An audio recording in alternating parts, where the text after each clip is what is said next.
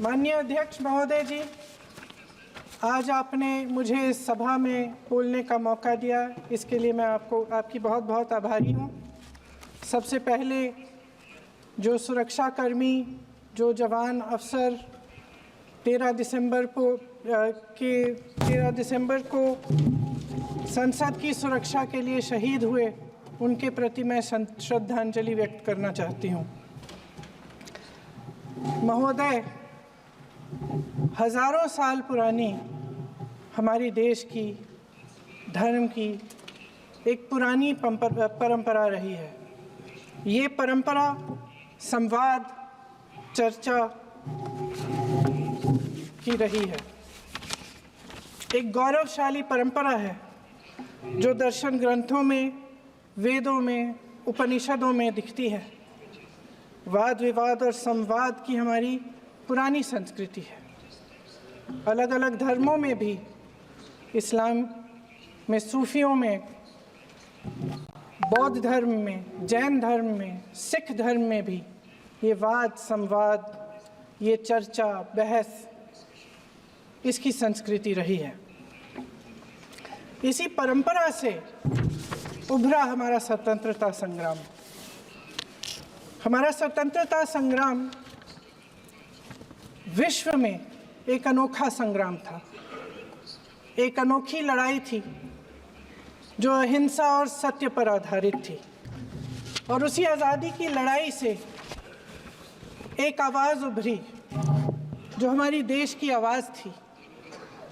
वो आवाज़ ही आज हमारा संविधान है। साहस की आवाज़ थी, हमारी आज़ादी की आवाज़ थी, और उसी की गूंज ने हमारे संविधान को लिखा और बनाया।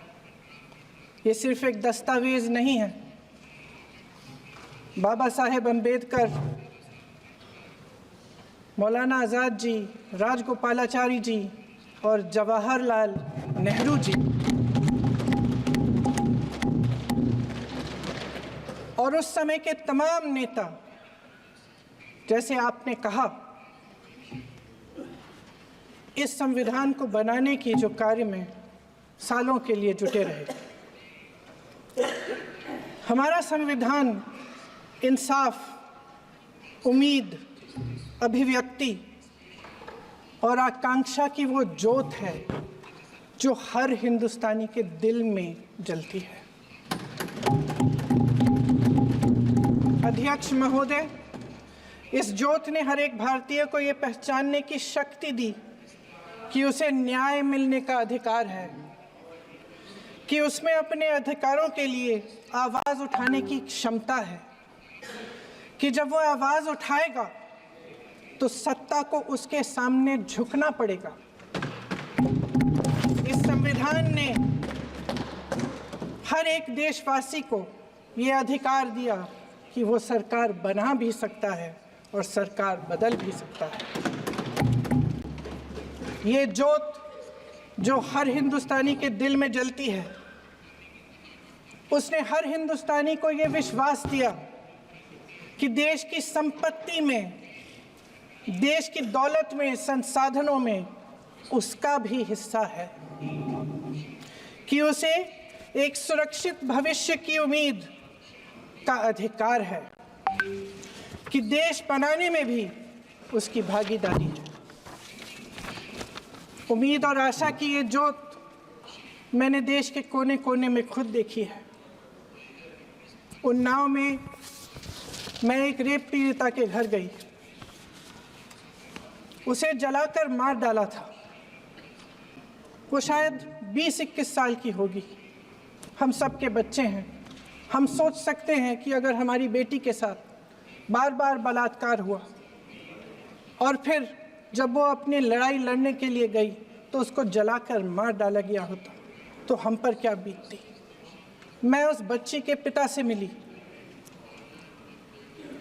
उसके खेत जलाए गए थे, उसके भाइयों को पीटा गया था, उसके पिता को बाहर से, घर के बाहर घसीट कर मारा गया था।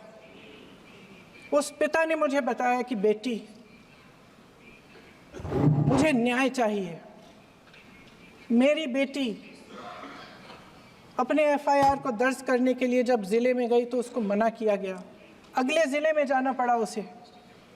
वो रोज़ सुबह 6 बजे उठकर तैयार होकर अकेली अपने मुकदमे को लड़ने के लिए अगले ज़िले में ट्रेन से जाती थी। उसके पिता ने मुझे कहा कि मैंने उससे कहा, बेटी अकेले मत जाओ, छोड़ दो ये लड़ाई। लेकिन उसकी बेटी ने उसको जवाब दिया कि नहीं पिताजी, मैं अकेली जाऊंगी, मैं लड़ूंगी, ये मेरी लड़ाई है, मैं इसको लड़ूंगी।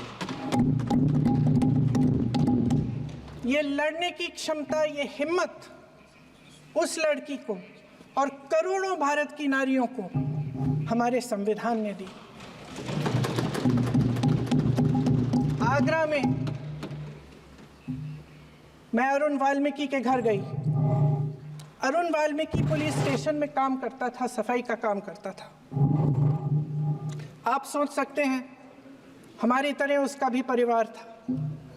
नई नई शादी हुई थी, 2-3 महीनों का बच्चा था। पुलिस स्टेशन में चोरी हो गई। चोरी का इल्ज़ाम उस पर लगाया गया। उसके पूरे परिवार को उठाकर पुलिस स्टेशन में ले गए। आप हंस रहे हैं, लेकिन ये गंभीर बात है। और क्या गंभीर बात। शर्म करो, शर्म। अरुण वाल्मीकि को पीट पीट के मार डाला, उसकी बीवी को पीटा, उसके पिता के नाखून निकाले, उसके पूरे परिवार को पीटा गया। जब मैं उस जवान महिला से मिलने गई जो अभी अभी विधवा हुई थी, तो उसने मुझे कहा कि दीदी, हमें सिर्फ एक चीज़ चाहिए, हमें न्याय चाहिए और हम इस न्याय के लिए लड़ते रहेंगे, चाहे कुछ भी हो जाए। ये हिम्मत उस महिला को हमारे संविधान ने दी।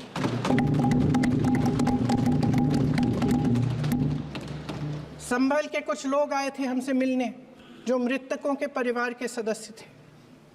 उसमें 2 बच्चे थे, अदनान और उज़ैर। अब सुनिए, उसमें 2 बच्चे थे, अदनान और उज़ैर। एक बच्चा मेरे बच्चे की उम्र का है, दूसरा उससे छोटा 17 साल का है। दर्जी के बेटे थे। दर्जी का एक ही सपना था कि वो अपने बेटों को पढ़ाएगा, लिखाएगा।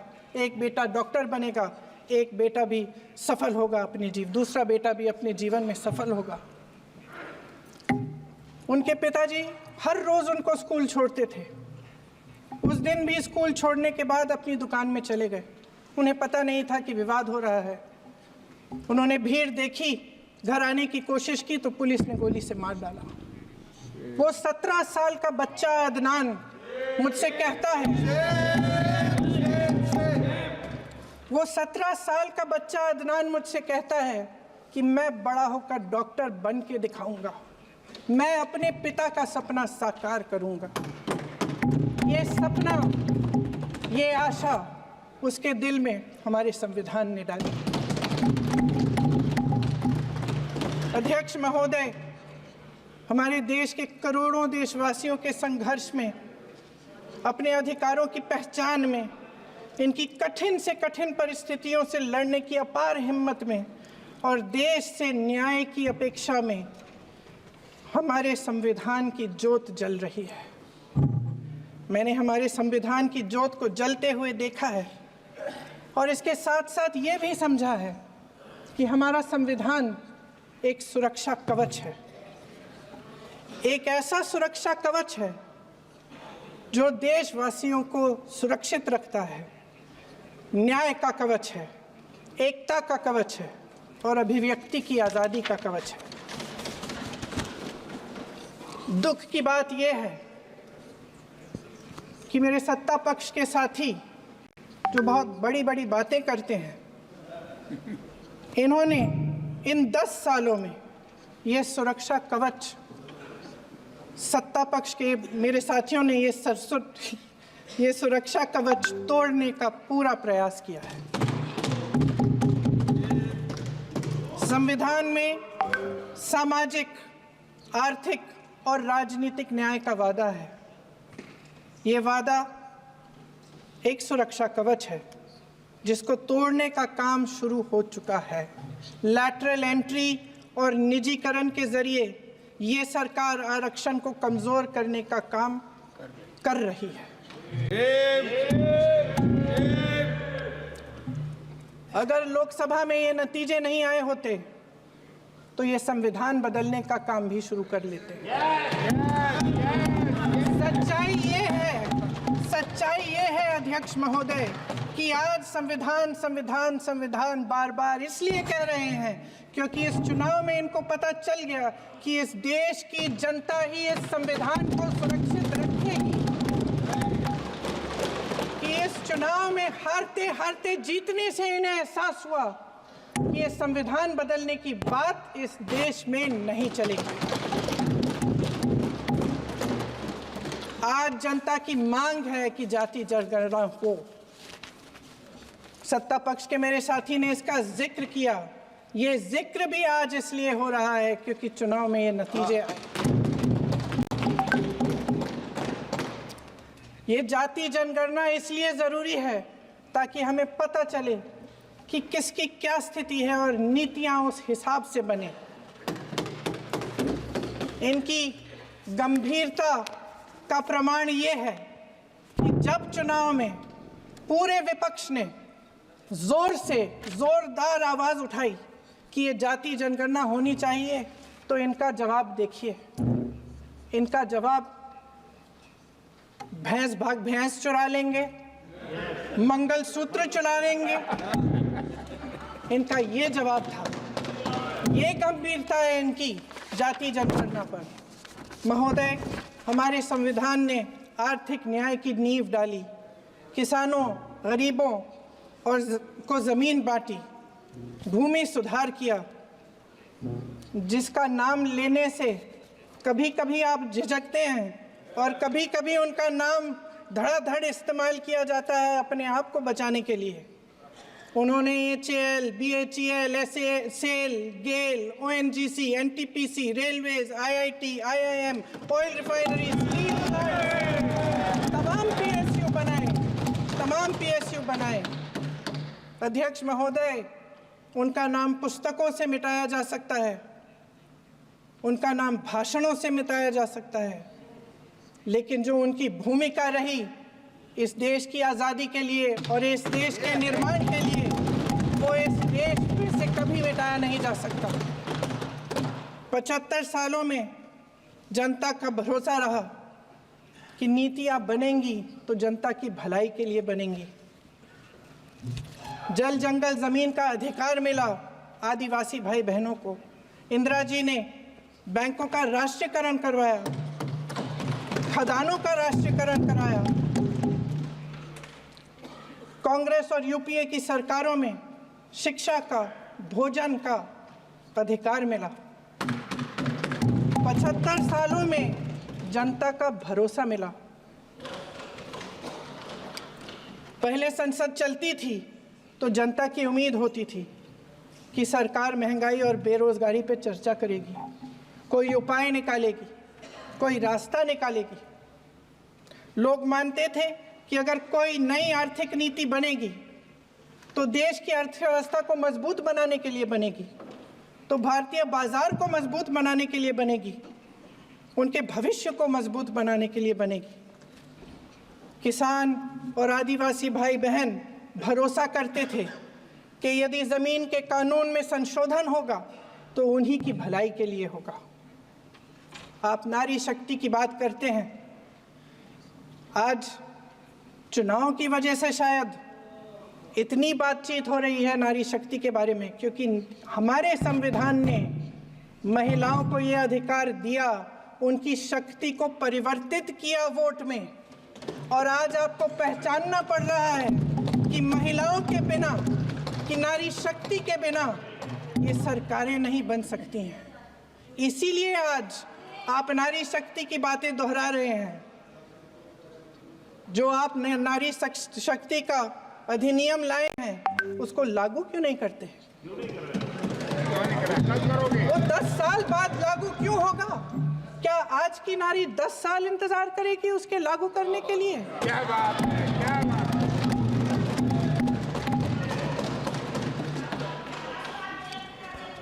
आज संसद में बैठे हुए सत्ता पक्ष के मेरे साथी ज़्यादा से ज़्यादा अतीत की बातें करते हैं। 1921 में क्या हुआ, कब हुआ, नेहरू जी ने क्या किया। अरे वर्तमान की बात करिए, देश को बताइए आप क्या कर रहे हैं, आपकी जिम्मेदारी क्या है। कि सारी जिम्मेदारी जवाहरलाल नेहरू की है। अध्यक्ष महोदय जी, ये सरकार आर्थिक न्याय का सुरक्षा कवच तोड़ रही है।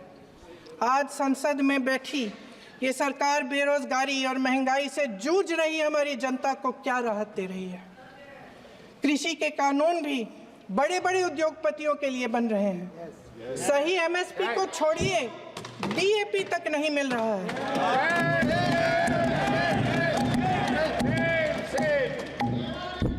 वायनाड से लेकर ललितपुर तक इस देश का किसान रो रहा है। आपदा आती है तो उसको कोई राहत नहीं मिलती। भगवान भरोसे है आज इस देश का किसान, उसको छोड़ दिया गया है। आज हिमाचल में देखिए, जितने भी कानून बने हैं वो सब बड़े बड़े उद्योगपतियों के लिए बन रहे हैं। हिमाचल में जो सेब उगता था, उसके जो छोटे छोटे किसान हैं वह रो रहे हैं, क्योंकि एक व्यक्ति के लिए सब कुछ बदला जा रहा है। सुनने की हिम्मत रखो।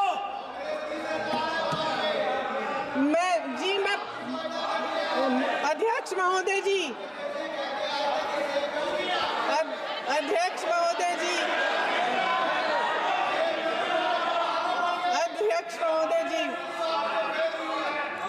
महोदय जी, अडानी जी को सारे कोल्ड स्टोरेज प्रदेश की सरकार ने नहीं दिए। अडानी जी को सारे कोल्ड स्टोरेज आपकी सरकार ने दिए। देश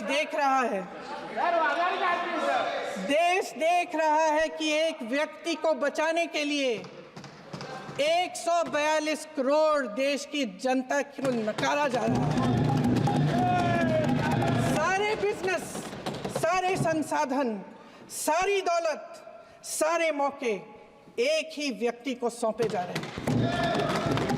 सारे बंदरगाह, एयरपोर्ट्स, सड़कें, रेलवे का काम, कारखाने, खदाने, सरकारी कंपनियां सिर्फ एक व्यक्ति को दी जा रही है।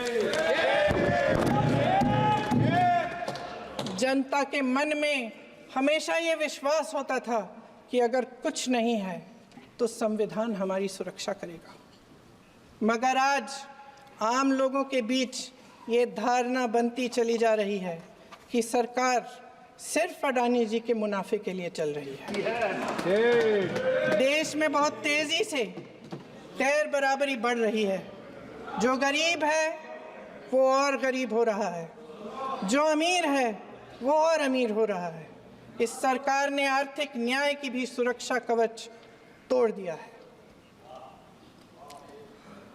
राजनीतिक न्याय की जब बात होती है, मेरे सत्ता पक्ष के साथी आज खड़े हुए और तमाम गिनती करने लग गए कि ऐसा हुआ वैसा हुआ, 1975 में जो हुआ। तो सीख लीजिए ना, आप भी सीख लीजिए। आप भी अपनी गलतियों के लिए माफी मांग लीजिए। आप भी बैलेट पे चुनाव कर लीजिए। दूध का दूध, पानी का पानी हो जाएगा। आप राजनीतिक न्याय की बात करते हैं, सरकारों को पैसों के बल पर गिरा देते हैं।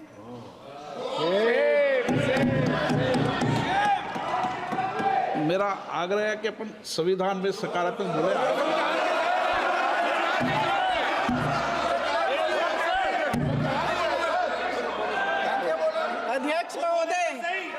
अध्यक्ष महोदय, सत्ता पक्ष के हमारे साथी ने एक उदाहरण दिया उत्तर प्रदेश की सरकार का, तो मैं भी एक उदाहरण दे देती हूँ महाराष्ट्र की सरकार का। मैं भी एक उदाहरण दे देती हूँ। हिमाचल की सरकार को तोड़ने की कोशिश किसने की? पैसों के बल पे की गोवा की सरकार। तमाम उदाहरण है। राजस्थान की, क्या ये सरकारें जनता ने नहीं चुनी थी? मध्य प्रदेश, क्या संविधान इन पर लागू नहीं था? पूरी देश की जनता जानती है कि इनका हंसती है, जानती है कि इनके यहाँ तो वॉशिंग मशीन है।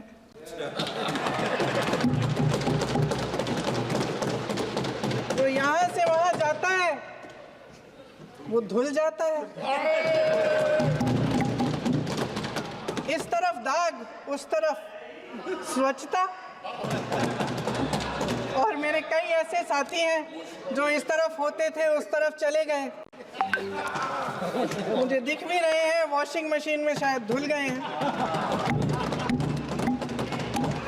अध्यक्ष महोदय, जहां भाईचारा और अपनापन होता था, जहां हमारे संविधान ने एकता का सुरक्षा कवच दिया था, वहां शक और घृणा के बीज बोए जा रहे हैं।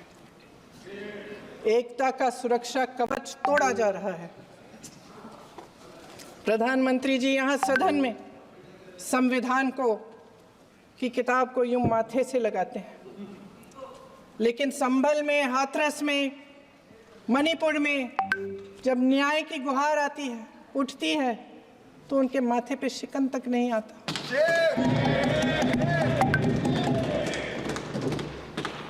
शायद समझ नहीं पाए हैं कि भारत का संविधान संघ का विधान नहीं है।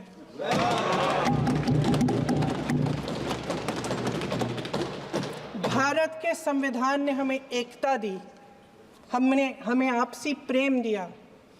उस मोहब्बत की दुकान जिस पर आपको हंसी आती है, उसके साथ करोड़ों देशवासी चले। करोड़ों देशवासियों के दिल में एक दूसरे के लिए प्रेम है, घृणा नहीं है।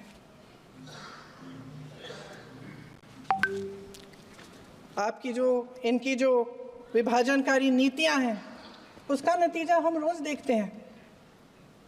राजनीतिक फायदे के लिए संविधान को छोड़िए, देश की एकता को भी ये रख नहीं सकते, इसकी सुरक्षा नहीं कर सकते। हमने संभल में देखा, मणिपुर में देखा। दरअसल इनका कहना है कि अलग अलग इस देश के अलग अलग हिस्से हैं। कैमरा लेकिन हमारा संविधान कहता है कि ये देश एक है और ये देश एक रहेगा। जहां खुला विवाद होता था, अभिव्यक्ति का सुरक्षा कवच होता था, इन्होंने भय का माहौल पैदा किया है। सत्ता पक्ष के मेरे साथी अक्सर 75 सालों की बात करते हैं, लेकिन इन 75 सालों में ये उम्मीद, आशा, ये अभिव्यक्ति की ज्योति कभी थमी नहीं, कभी बुझी नहीं। इस देश की जनता ने खुलकर आलोचना की, निडर होकर धरने किए, प्रदर्शन किए। जब जब जनता नाराज हुई, तब तब सत्ता को ललकारा, उसे चेतावनी दी, बड़े से बड़े नेताओं को कटघरे में खड़ा किया, उनसे जवाब मांगा, न्याय मांगा।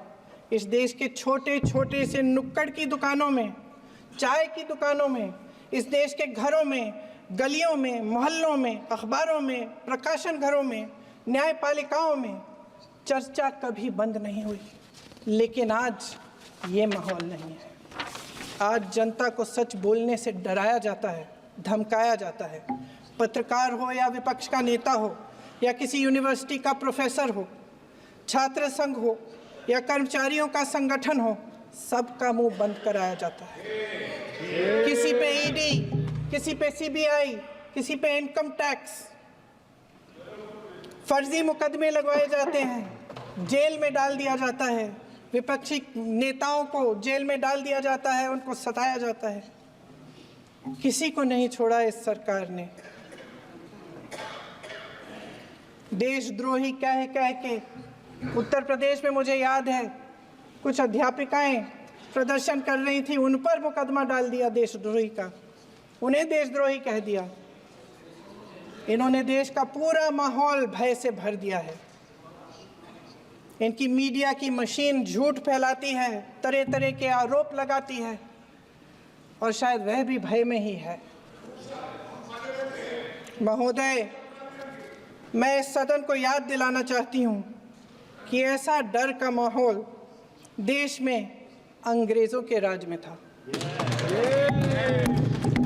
जब इस तरफ बैठे हुए गांधी की विचारधारा वाले लोग आज़ादी की लड़ाई लड़ रहे थे और उस तरफ वाली विचारधारा वाले लोग भय में रहकर अंग्रेजों के साथ साठ-गांठ कर रहे थे। लेकिन अध्यक्ष महोदय, भय का भी अपना स्वभाव होता है। भय फैलाने वाले हमेशा भय का खुद शिकार बन जाते हैं। ये प्रकृति का नियम है। आज इनकी भी यही हालत हो गई है। भय फैलाने के इतने आदी हो गए हैं कि खुद भय में रहने वाले हैं, चर्चा से डरते हैं, आलोचना से घबराते हैं। कई दिनों से हम मांग रहे हैं कि चर्चा करिए, लेकिन चर्चा करने की हिम्मत ही नहीं है।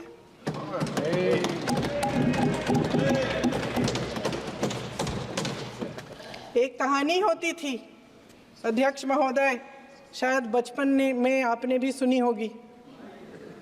राजा भेष बदलकर बाजार में आलोचना सुनने जाता था।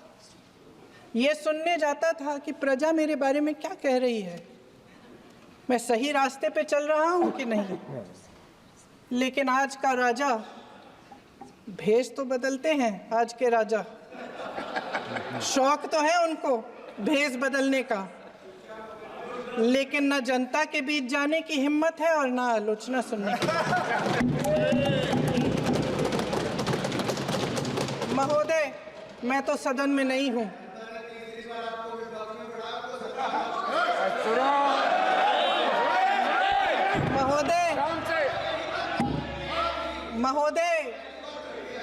महोदय, जनता में बहुत विवेक है, ये सही है।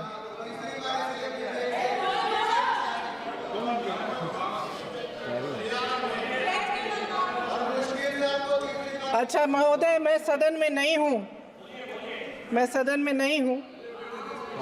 कुछ हाँ ठीक है, मैं सदन में नहीं हूँ, मात्र 15 दिनों से आ रही हूँ।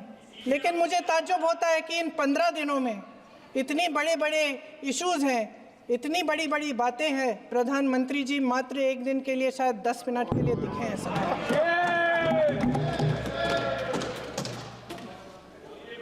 बात यह है अध्यक्ष महोदय जी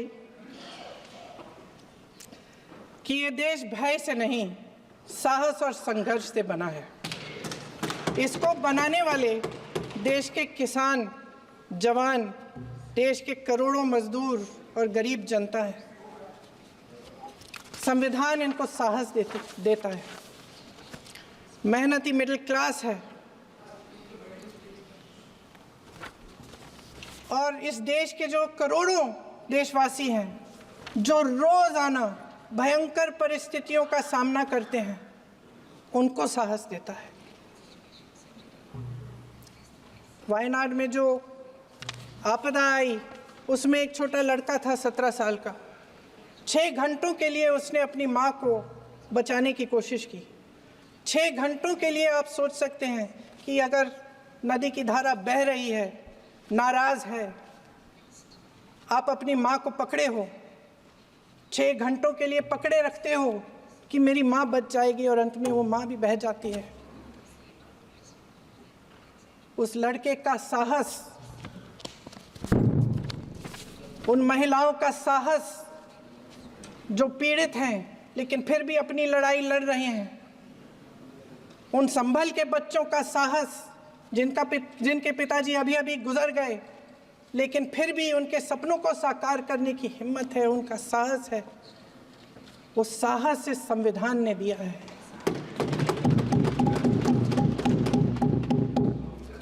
वो आत्मविश्वास इस संविधान ने दिया है।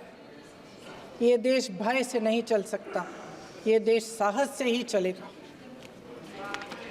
भय की भी सीमा होती है, और जब वो सीमा पार हो जाती है, जब किसी को इतना दबाया जाता है कि उसको लगने लगता है कि अब मेरे पास खोने के लिए कुछ नहीं है, तब उसमें एक ऐसी शक्ति पैदा होती है जिसके सामने कोई कायर खड़ा नहीं हो सकता।